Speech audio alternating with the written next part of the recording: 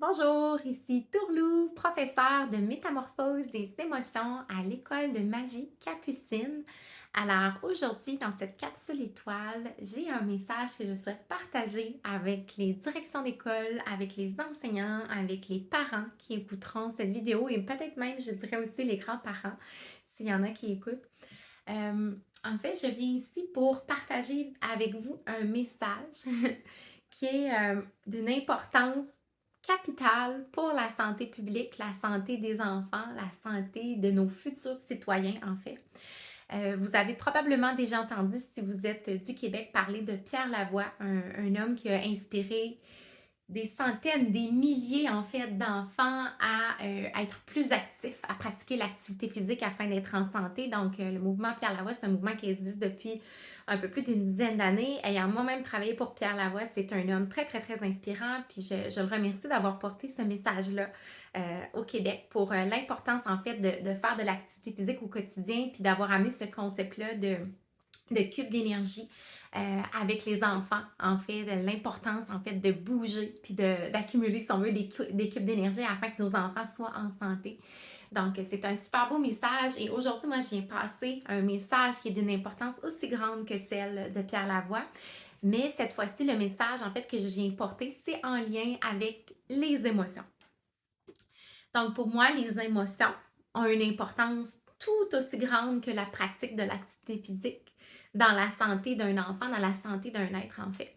De par ma propre expérience, puis de par les femmes que j'accompagne partout à travers le monde, donc les femmes de l'Europe, les femmes du Québec, pour l'instant en français, je constate que je ne suis pas la seule pour qui le fait d'avoir refoulé ses émotions a créé des dommages, a créé des problèmes de santé dans son corps. Puis, force est d'admettre que lorsqu'on fait équipe avec notre corps, lorsqu'on va parler avec notre corps, lorsque celui-ci a une ou plusieurs maladies, que ce soit de la fibromyalgie, fibrome utérin, des tumeurs, peu importe le problème de santé, le corps est capable de nous guider à travers des images ou des messages pour nous expliquer pourquoi il a créé la maladie.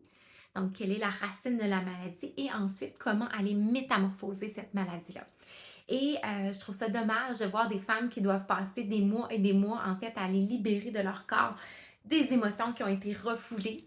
Et pourquoi ces femmes-là, en fait, doivent-elles libérer toutes ces émotions-là? C'est parce qu'on leur a appris. C'est parce qu'on a appris, ou nous, quand on était enfant, on s'est fait dire pleure pas, sois forte, sois fort, ah, là, t'es rendu un grand garçon, une grande fille, c'est pas le temps de pleurer. Donc, on a inversé le mouvement naturel des émotions, le mouvement naturel, entre autres, de la tristesse.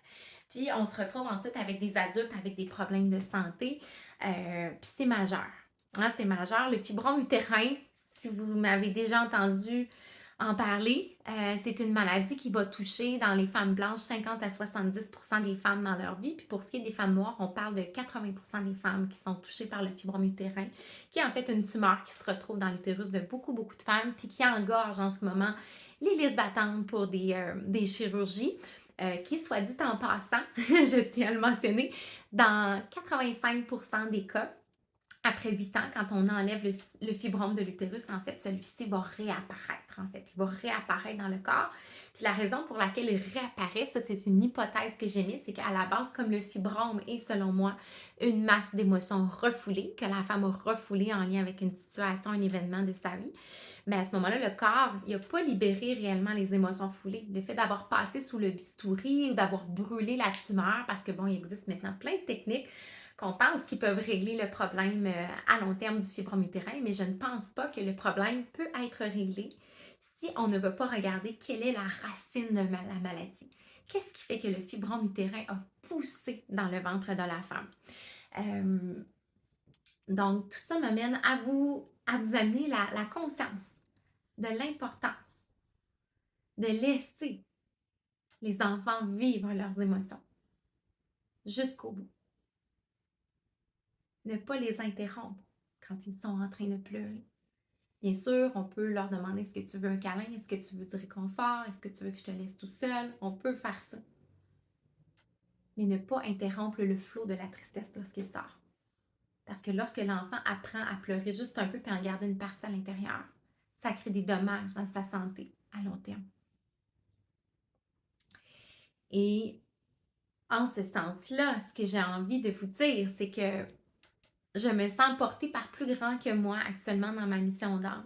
Je fais des vidéos dans le but d'éduquer les gens en lien avec l'importance des émotions, puis l'importance aussi d'apprendre à parler avec notre corps. Parce que notre corps, quand il décide de créer une maladie, c'est pourquoi. Puis notre corps, il n'a pas réellement envie d'être malade. Il crée ça parce que, dans le fond, il souhaite communiquer avec nous. Il aimerait ça qu'on prenne le temps de s'arrêter enfin pour l'écouter un peu plus pour toutes les fois où on ne prend pas le temps de l'écouter. À partir du moment où on l'écoute, ben notre corps il est super content. Parce que lui, il connaît le chemin pour revenir vers la santé, puis il est là pour nous guider, puis c'est vraiment merveilleux. Et tout ça m'amène à vous dire que je me sens portée par le désir, l'enthousiasme d'aller dans les écoles primaires, en fait, au Québec. Je souhaite commencer par la région de l'Estrie, où je demeure actuellement. Et j'ai un super beau spectacle qui s'appelle Tourlou et la magie des émotions. Donc, c'est un spectacle qui vient raconter ma propre histoire en lien avec les émotions, où je vais aller parler autant de l'anxiété, de la honte, du rejet que j'ai pu vivre dans des moments dans ma vie. Tu sais, je vais aller parler de la tristesse que j'avais refoulée, comment j'ai appris à la vivre sainement. Après ça, comment j'ai fait pour me sortir du fait de manger mes émotions, d'avoir une dépendance à la nourriture. Je vais venir parler aussi de comment j'ai appris à vivre ma colère sainement au lieu d'exploser sur les autres ou de refouler. Donc, dans le spectacle Tourlou et la magie des émotions, je vais venir raconter ma propre histoire. Ça va être un spectacle qui va être super interactif où les enfants vont être invités à bouger avec moi, à venir exprimer leurs émotions, à danser à un certain moment, à chanter aussi avec moi, à embarquer vraiment dans ce que je viens de leur proposer, en fait, qui est vraiment la magie des émotions quand on apprend à les vivre pleinement. Puis en même temps, ce spectacle-là va venir sensibiliser les enfants et les parents qui seront présents à l'importance de vivre les émotions. Donc, c'est un spectacle que je veux offrir en différentes formules, soit en formule pour les pédagogiques, donc à ce moment-là, ça va être seulement avec les élèves, mais également en formule de soir, en fait, pour les écoles qui aimeraient offrir ce spectacle-là à la fois aux enfants et aux parents. Et je crois que cette formule-là est très, très, très intéressante parce que, oui, moi, je vais venir dire à l'enfant à quel point il a le droit de pleurer. Puis quand il y a de la peine, il a le droit de la vivre jusqu'au bout, sa peine. Mais si en plus, autour de lui, l'enfant, les adultes entendent le même message que lui, puis qu'ils supportent en fait l'enfant, qui lui permettent vraiment de vivre toutes ses émotions, ben, à ce moment-là, on va avoir vraiment une cohérence au niveau du message.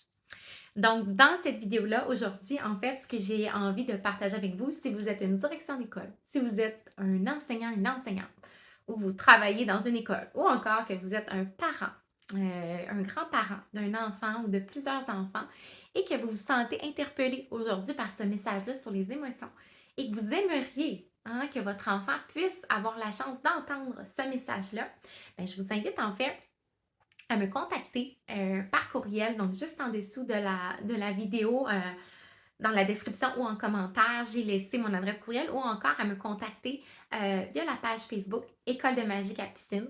Donc, m'écrire un message privé afin de réserver tout de suite vos places parce que moi, je pense que c'est un spectacle qui va être super populaire auprès des enfants. En fait, j'ai même pas de doute que ça va être populaire parce que je le sens que c'est porté par plus grand que moi, puis qu'il y a quelqu'un au Québec qui doit prendre cette place-là de venir passer ce message-là par rapport aux émotions auprès des enfants, auprès des parents.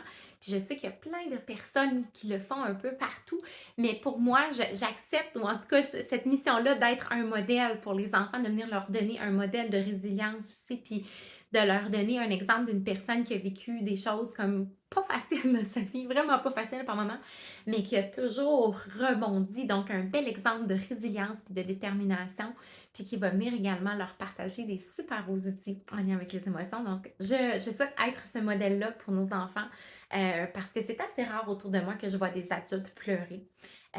Devant les enfants, encore moins.